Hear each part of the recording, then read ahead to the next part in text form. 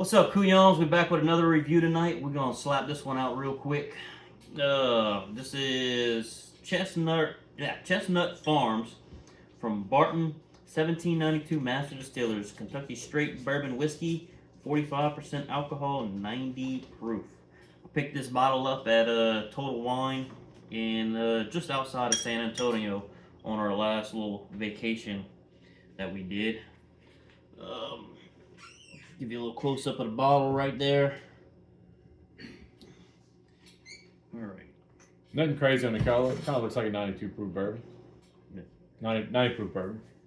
For whatever reason, I was thinking this was a rye whiskey until I read it earlier. I was like, all bourbon. I thought we picked this one up specifically. My wife likes rye whiskey, so I thought that's what we got for her. But this was one of the guys at Total Wine. He recommended this one to us. I think we got to try a sample and we liked it.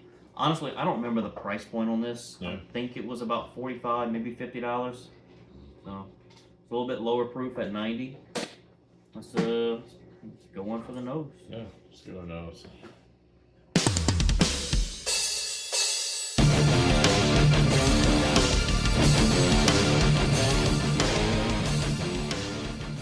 Now this definitely has more bourbon notes compared to a few other things that we drank tonight. I do get a cherry on it.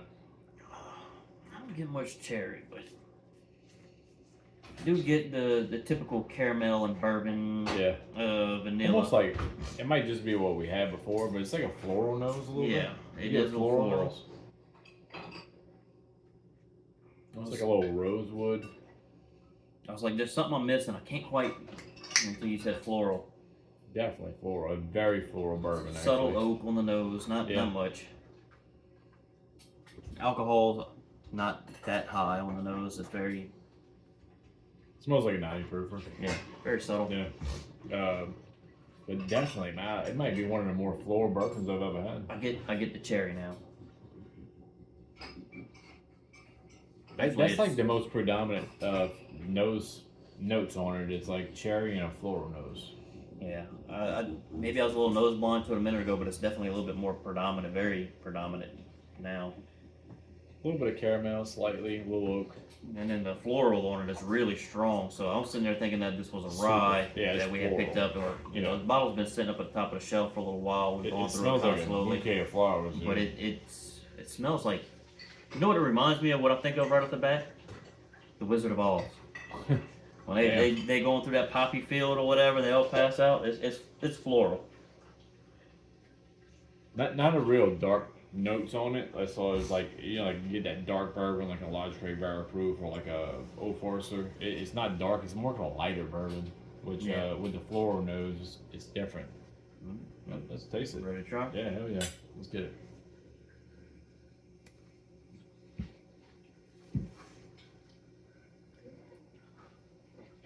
Very light wood tannin.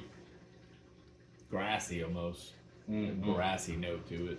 That's a great note for that. Yeah, grassy. Which would kind of odd because grassy is nothing getting out of a rye a lot of times. Yeah, it probably has some rye in it. I don't know the mash bill, but it may be high rye. But I can't go. Maybe that's what I'm remembering about it. I think the guy maybe told me that it was a high rye, but it's a bourbon. Yeah, because it's got a lot of like rye spices in it too.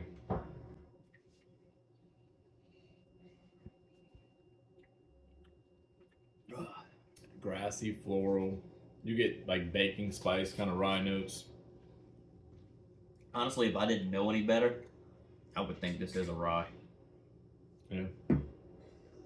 Is what that's the mash bill. All right, 51% corn. So it's a lower corn. How much is the rye?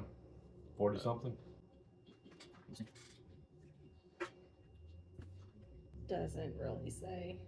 It just says. All I saw was 51% corn, and then it said rye, but it didn't have a percentage there. It's not bad though. I mean, if you like lighter bourbons, all day, I would think, because like some of those darker bourbons, heavy caramel, heavy vanilla, like. Well, it's real light, simple on the tongue. Yeah, it's lighter. It doesn't like smack you in the face with anything. It's just real. Right. You know, a lot of the Yeah.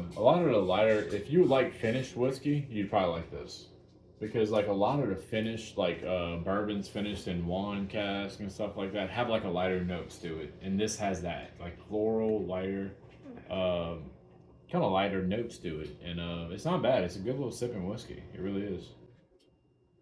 I think it's all right. Yeah. I think I say it's my favorite. It ain't terrible. It's enjoyable.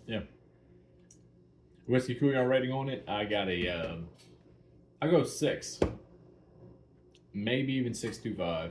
I was gonna say 6.25. It's a Yeah. little bit better than here's the question: would I pick it up again? I don't know. I like it. I just think there's a lot of better bourbons out there that I would prefer to have. For Yeah. ballpark, the price point on this I think was about 50. So It doesn't set itself apart and stand out against other whiskeys. At 50, man, I can have a bottle of 1910. A little bit more, I can have another 1920. Yeah. Um, At 50, you can also have some rare breed. I Rare think I always breed. bring up rare breed in reviews because, what a hitter You, in the 50 price range. you're not far off on the Henry McKenna. Yeah.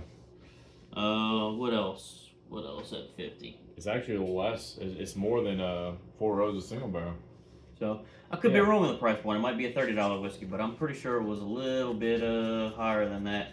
And a $30 whiskey, it's all right for $30. Yeah. At 90 proof, I'd put it there.